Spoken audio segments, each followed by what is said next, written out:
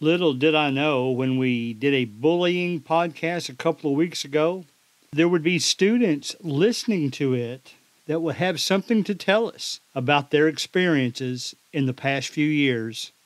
And I think you'll learn as much from what this interview person has to say today as you did from all the training you ever went through. Substitute Teachers Lounge.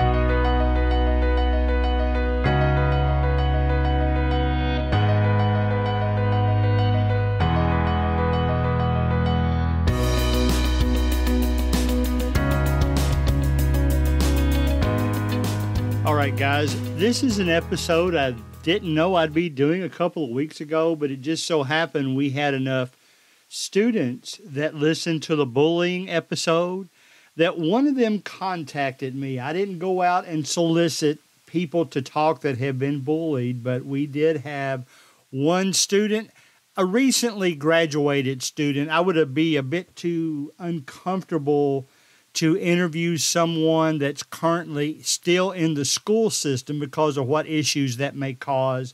But this is a lady that has graduated recently, and she wanted to share her story with us today. It's really insightful to hear what she has to say. We can train over and over and over, but until we hear some things based on actual experiences, it's just not the same. So I will tell you that there are some sensitive topics in here. She gave me her permission to use her first name, and in full disclosure, this is not a stranger to me. It's actually a young lady that I had met through my church several years ago through camp and just activities that we do as a church throughout the area. So she is a friend of mine, and I had no idea that she had this story to share. So I tried to shut up once she got started as much as possible, and then I'll have some comments after the interview is over. I will say there will be a mention of suicide thoughts. So if that makes you uncomfortable, maybe this won't be the best podcast for you to listen to, but I encourage especially all the teachers to be aware of the questions I ask her at the end of the interview about her ideas about how teachers should handle this in the future. So without further ado, let's start the interview. All right, guys, this is Greg Collins with Substitute Teachers Lounge. You know that a couple of weeks ago, we had an episode about teachers training to be able to handle bullying situations in the schools. We had a response from a person who listened to it and was a student within the last 10 years. I don't want to get too specific. She's allowing me to use her first name. Her first name is Katie. And in full disclosure, I didn't go out and try to find somebody that had been involved with these kind of situations. She actually contacted me, and we know each other through church connections. So it's not like I'm really talking to a stranger. So I'm going to shut up, and we'll start with this. And then, Katie, what you end up saying, we haven't rehearsed anything. So I'm going to let her tell her story. And I'm going to guess that some questions I have will change once I hear her story, something I want to go on further with if she feels comfortable with that. And we'll go with from that. So, Katie, first of all, how you doing? I'm great. How are you, Greg? Fantastic. Fantastic. Go ahead and tell us your experiences in any way that you want to. Well, I will start from the beginning. I was bullied from elementary through high school. And I know that's a long time, but I did endure all that time being bullied by the same three boys. And then eventually, as we grew up, it became into a couple more people. But I will start from the beginning where it all started. Whenever, I think it was in elementary school. I don't remember what grade. But my mom had sent a letter to one of the bullies' moms about what this child had been doing. And the mother had wrote back that my son would never do that in a million years. Right. But I know from my experience that this child had been doing this since we've been in elementary school. And then after that, it just came like the name calling. I wouldn't say name calling, but I would just say like, they would just say like different names that would potentially try to hurt my feelings. Right. And hurt me emotionally. But I do have a learning disability, and I do have not a speech impediment. I've had that fixed throughout the years of speech therapy. Right. And like I've had medical problems as well. I don't know if I mentioned that. But every time I would have like something medical going on, the bullies would also make fun of me for that. Because I'd have problems, like, for example, going to the restroom and everything. And they would make fun of me for that if I had an accident or anything. And they would also make fun of me for my learning as well, because I was learning slower than other children. And my parents would ask me how I was doing that day from school and everything. I wouldn't say great or anything. I would just say, it's okay, I guess. And I would tell them what was going on, and it would be the same old thing, like, these 3 boys wouldn't leave me alone for such and such reason and everything. And from elementary to middle school, in that summer, my grandfather had died. Mm-hmm. And it was during Vacation Bible School then. And so I had some grieving, and then we transitioned from elementary to middle school. So in the middle of that bullying, I was also grieving for my grandfather, because we had been basically best friends since I was born. Sure. And it just felt like it was getting worse in middle school. And it would be the same thing. They'd be making fun of me for different things, but they added another boy to it, which I had a big crush on. And they would make fun of me for different things, maybe the same things as well.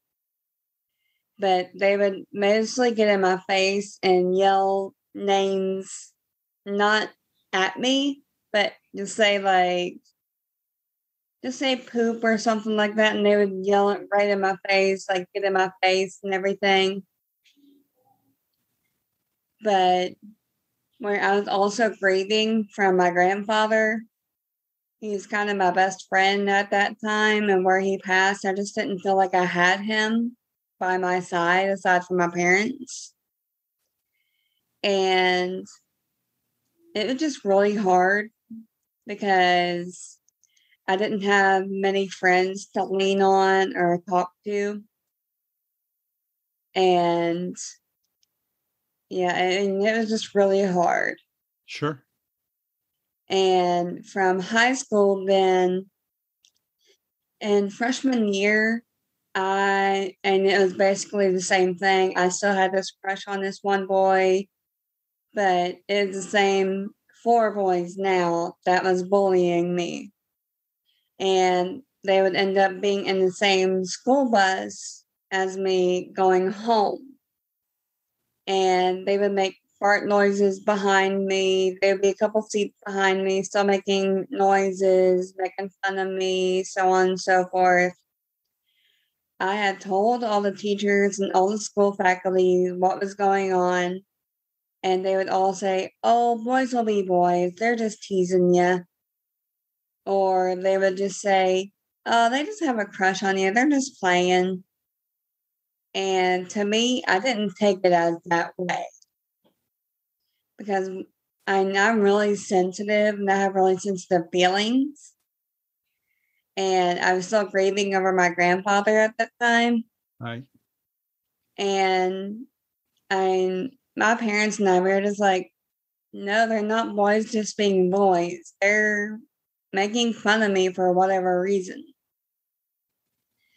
And they don't know any better. They still don't know even better to this day.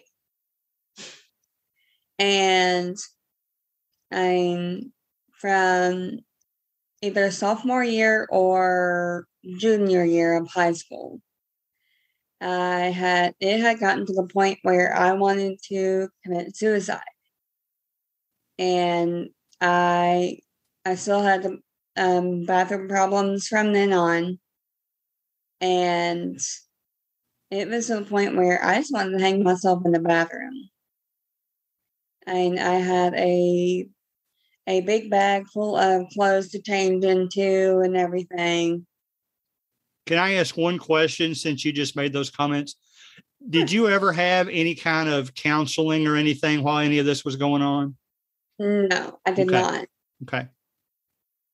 And I had a big bag that had a change of clothes on and everything. And I had that opportunity in the bathroom where there was an overhang over the stalls and everything, where I just wanted to hang that bag over there and put my neck in. And I just thought of my family right there and then.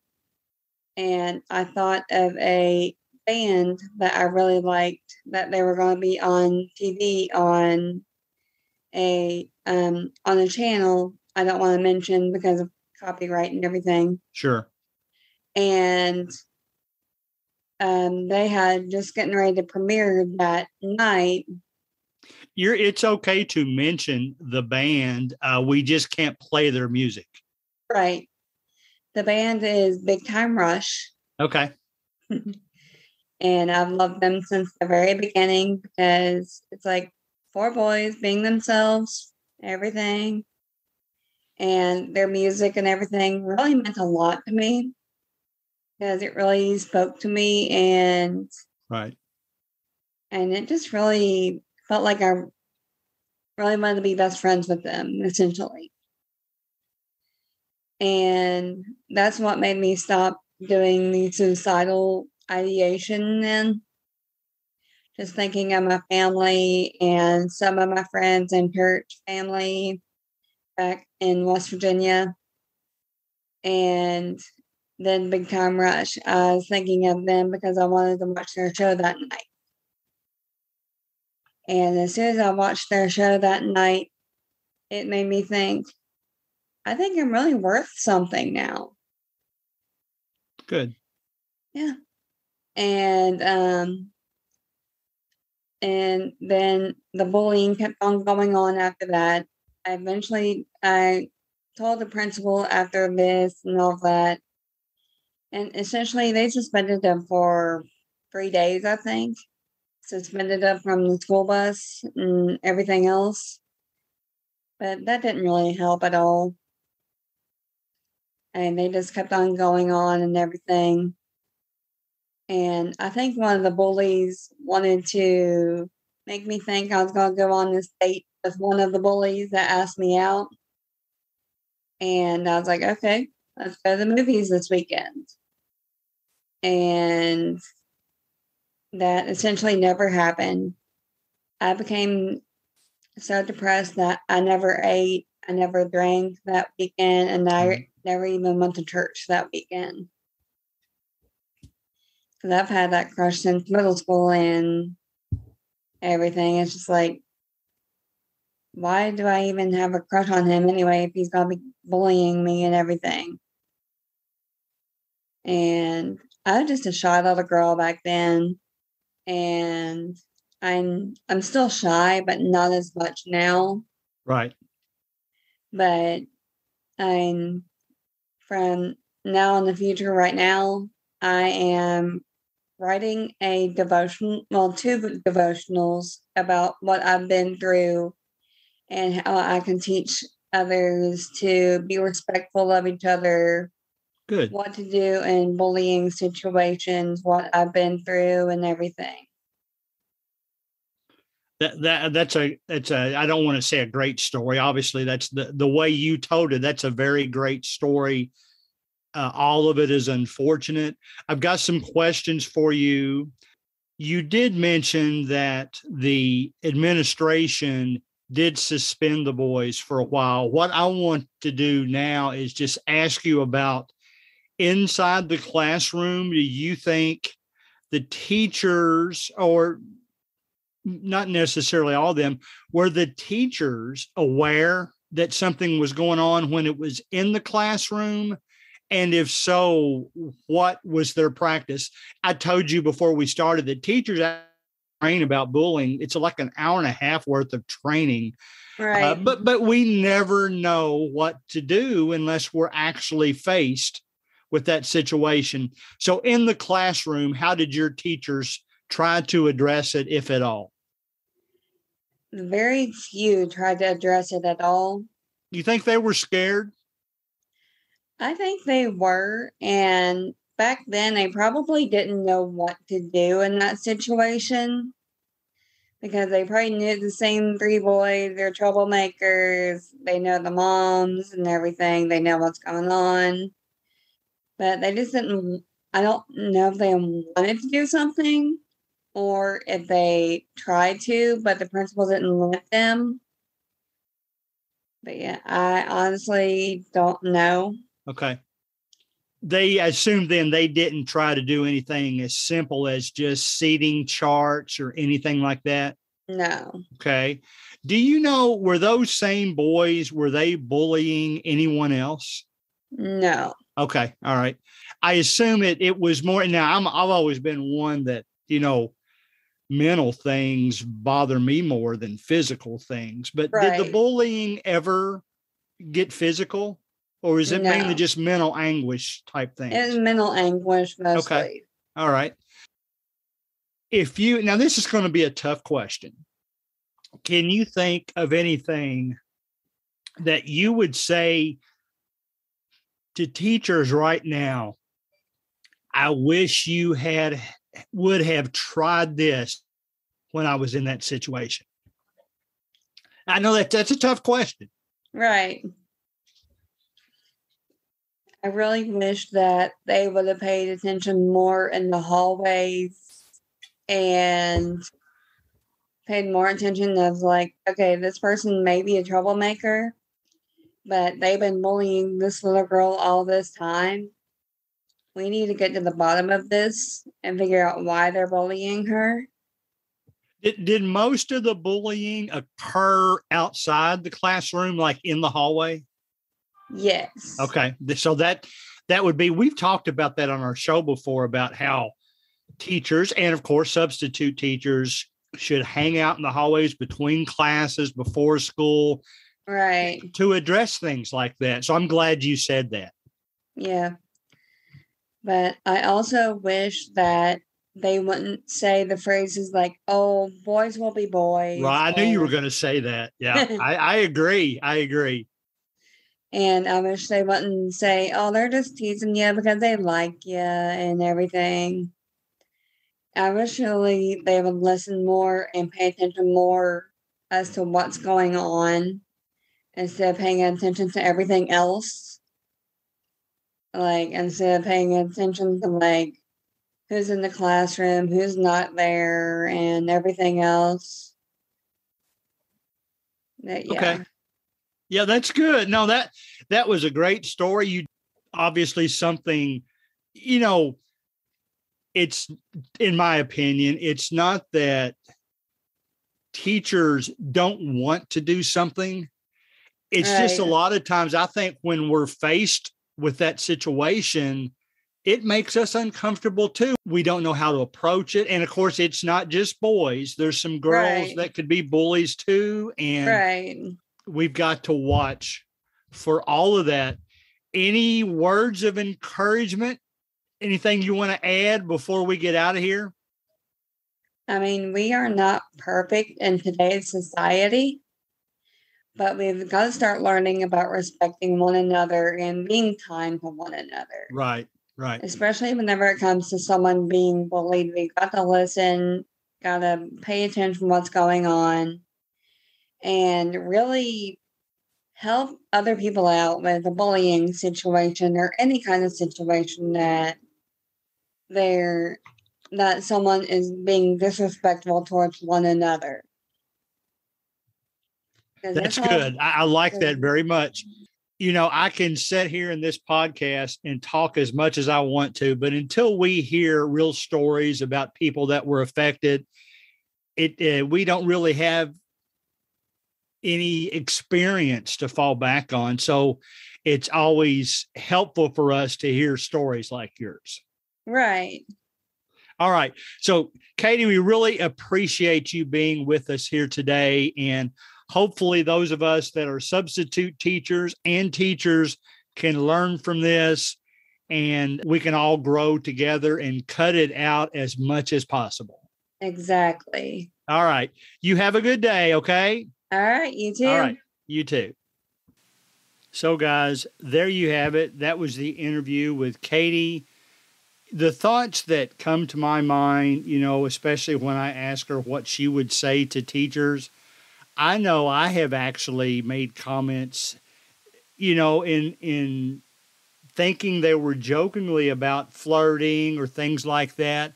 And, you know, I won't do that anymore because I'm pretty sure that the situations that I did that in weren't related to bullying, but I don't really know that. So maybe the goal from us, something that we can learn from all this, is that from a student's perspective that had been bullied for several years of her school life, she just wishes that she didn't hear as much those phrases that they were flirting or that boys will be boys or something to that effect. So as we enter into our new school year next month, this episode, of course, is going out on, I guess that would be July 10th, 2022. Let's remember, let's always keep the students' best interest at heart.